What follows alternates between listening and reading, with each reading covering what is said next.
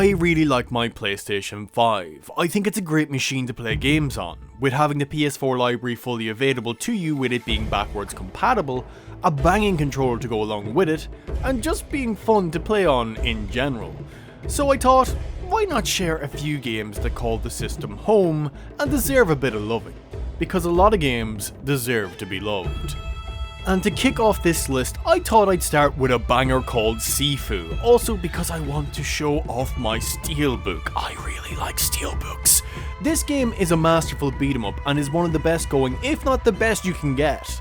It's a revenge story that has you go into several areas to murder the ones who have wronged you, along with their many goons that haven't really done anything to you to justify their death.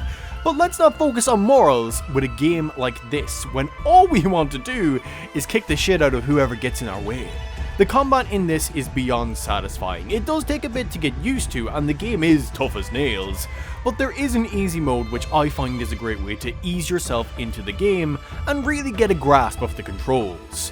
You have a good selection of moves to pull from as you break enemies' guards, and you will bear witness to takedowns so pleasurable on the eyes, it might just make you jizz with how mighty it do make you feel. Its mechanic on death is also really unique and cool. With each time you die, you get older. This isn't a simple change in appearance though, as each time you get your ass handed to you and revive, you become stronger, but your health does start to shrink. I just think it's cool that your death is integrated into this game as a mechanic. This game also looks stunning with its cel-shaded graphics and character models, giving me that almost PS1 vibe from them. Truly one of the greatest games to be released over the last few years. Next for us to have a look at is Wanted Dead. Please appreciate my steelbook. Steelbooks are so pretty. This is an odd game. I'm going to be straight up. It has a lot of issues in a lot of areas, but by golly if it isn't a pure blast to play through. Its combat is easily its strongest asset as you hack and slash at enemies with your sword, cutting chunks off them or using your wide variety of weapons to unleash a wave of bullets on your many foes. And like Sifu, also has some sick finishers that brings you such ecstasy that you'll be feeling high. The game does feel like it came from another era of gaming with its voice acting, with it being a little over the top most of the time. Its story felt more like a prologue to the narrative they are trying to tell, so I'm hoping that we get a sequel at some point, as the game does hold a lot of charm, with its simple minigames that are presented in a fun manner and its fun combat. While it might not be everyone's cup of tea, it's one that deserves a go, and hopefully, some of your love. Taking a step away from games with a heavy focus on combat, we got the Pathless. This is one of those games I find myself going back to the odd time, as it nails an aspect of gaming that I love, and that is movement. Open worlds that are built around how you traverse and move along the map when done well, are some of the best experiences you can find when it comes to gaming in my humble opinion. And the Pathless delivers on this in spades. Using your bow to hit targets to build up speed or keep yourself in the air longer is an addictive feeling that never gets old. And hitting these targets just right gives that extra boost that has the dopamine coursing through your brain at the speed of a bullet train. And later on, there are even special targets that give you more speed. There's something so relaxing and thrilling just running around its open world, and this movement, which is just a pure joy, is something you can easily get lost in for hours. And this isn't even taking in the other elements of this game which make it a standout, with the ominous creatures that bring storms in their way kind of being oddly scary in some ways, that makes you want to avoid them at all costs. Its boss battles, which are a spectacle to behold and play. Its wondrous music and insane visual style. The Pathless is one of the best games you can get on a PS5. And you can pet the eagle, what's not to love? Now, on to a game that I felt got way too much hate and needs a little loving, which is Forspoken. Before I picked up this game, all I really heard was the game was bad and being dumped on by a lot of people. Mainly for its writing from what I can recall, and quite frankly, most of the time the dialogue is inoffensive at most. Not really sure why it was hated on for something like that, because the game is pretty good overall. Its magical combat is a feast for the eyes and can be a joy to mess around with. Its movement around its open world is fun, with the animations and speed you can build up. It is your standard affair with open world games as you go about to certain locations and unlock the map and pick up collectibles like a checklist, but I found the experience oddly relaxing. Like, there is a reason this system for open worlds is used. There is fun to be found in it. And while its story isn't anything mind-blowing, I have to say I enjoyed my time with it, with some of the parts of it being really fucking good. Also, Jonathan Cake's performance as Cuff is really enjoyable, and I did find myself liking the dynamic of Cuff and Frey. And with how cheap you can also find this game out there, it's well worth a dive into if you're looking for a good time. Give the game a chance, and you might just find yourself with a great experience. You know when you get that craving for a very particular genre of game? Well, that itch happened for me when I was looking for a shoot 'em up and I stumbled upon The Night Witch. This Metroidvania game is honestly just a lot of fun. Its story is fairly simple: a calamity befalls the people and the Night Witches are not there to defend them. Except you, who was considered a failure as a witch knight. But now you take arms against the threat that has befallen the people while you go in search of the other Night Witches. So, you hop on that broom and do some adventuring, and perhaps this was just the right game at the right time for me, but it just sucked me in as I started blasting at whatever I could. I even enjoyed the puzzle elements to it, with some sections being a real challenge to me.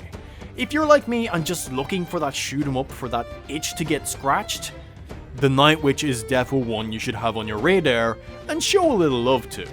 Now on to my favourite game to release last year, Octopath Traveler 2, a game that really just improves on so much from the first one that it's kind of outstanding. And behold, even more steelbook goodness! This is a JRPG with an incredible 2.5D graphical style that looks orgasmic. I really love how they use an out of focus effect for objects in the foreground and background. It's a visual that really just tickles my fancy quite a bit. It presents the story of 8 individuals which are riveting to experience, with some of my favourite characters in gaming, the likes of Berticio, who is a man with a cheerful demeanour that you can't help but love. This game brought me through a good few emotions with each character and the dynamic between the cast when they are together. It's just wonderful. And its turn-based combat also fucking slaps, finding weaknesses of enemies to break them, using each character's unique abilities to really abuse whatever poor sod gets in your way. It just feels so good to play, and I'd argue is one of the best turn-based RPGs that you can play, period. And let's not forget that sensational soundtrack, it's bloody class. The beauty of Octopath Traveler 2 is that you don't even need to play the first game in order to enjoy this. Don't sleep on this masterful piece of art, because you're missing out if you do. Bringing it on to some platformer greatness, we got Astro Bot, a recent release that just encompasses joy. You play as the titular Astro Bot as you travel across galaxies, fixing up your mothership, which is a PlayStation 5, and rescuing a bunch of wee robots dressed up as many characters throughout the whole life of PlayStation. Listen, if you're anyway familiar with the history of PlayStation, this is a really cool trip down memory lane. And later on it has a fantastic moment that made me giggle like a child with just how fucking cool things got and how they use these little VIP bots. But aside from its collectathon nature, what you have is a platformer that feels ridiculously good to play, and will most likely have you faffing about in all the shit they could stuff on the screen. It's actually mad just how much stuff is there most of the time. I mean, just look at all these gems, it never fucking ends, and it's glorious. If you've been looking for a platformer as of late, this is one of the best you can get your hands on. Also, they're releasing free DLC speedrun maps, which is deadly.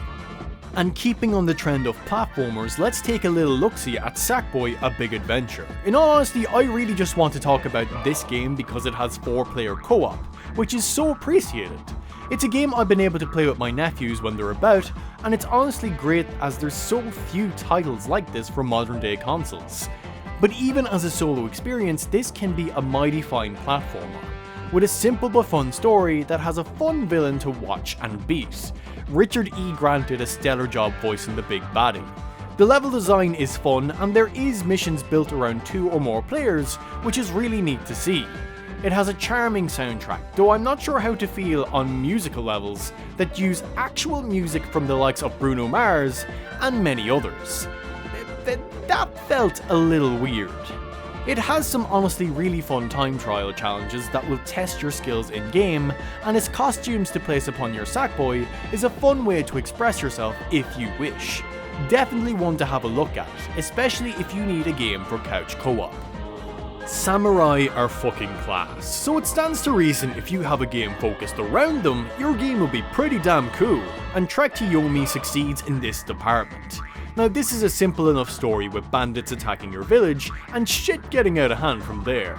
It has multiple endings, which is always a neat touch to give it replay value. But I find its main appeal is the style it presents with its fixed camera angles and black and white visuals. There's so much in this game that looks amazing and so freaking cool. Its combat is satisfying. While I didn't really use any fancy moves, I found great pleasure in slashing quickly at my enemies and watching them fall. I played this game with the basic moves you start off with and had a good old time. I found it very simple overall, but sometimes simple is what works best. Trek to Yomi is a really fun experience, and if you like samurais in any capacity, you should think about showing it some love and picking it up. Last but not least, we have Tekken 8, which I'm mainly showing because I want to showcase more of my steelbooks, because I fucking love steelbooks. Now, I've been a fan of Tekken games since I was a baby. I was reared on it. I wasn't given milk as a baby, I was given Tekken. So when Tekken 8 came out, I was there and I wasn't disappointed by what we got. Not only is the story really fun and balls to the wall at points that just filled me with an unjustifiable amount of glee, its final fight being one of my favourite moments in gaming period. Tekken 8 is pure fucking fun. From button mashing to learning how to fight, it's mad how addictive this fighting game can be. And with the new heat system, the game has gone for a more aggressive approach, unlike its previous entries, which spice it up a little. Its visuals are insane. I still look at this at times and can't believe this is a fighting game. It's bonkers. And those banging tunes that accompany beatdowns are pure bliss. And if I'm being honest, playing a fighting game between friends is the best type of gaming I think you can have out there. And Tekken 8 will deliver on that front. And that's 10 PS5 games you should show some loving to. From JRPGs, platformers, shoot 'em ups and fighters. This system has a lot one can dig their teeth into and just have fun. After all, that's what gaming is for. Having a good time. Are there any games out there that you think need some loving? Let us know in the comments because I like reading what you guys say. Well, until next time friends, take her handy.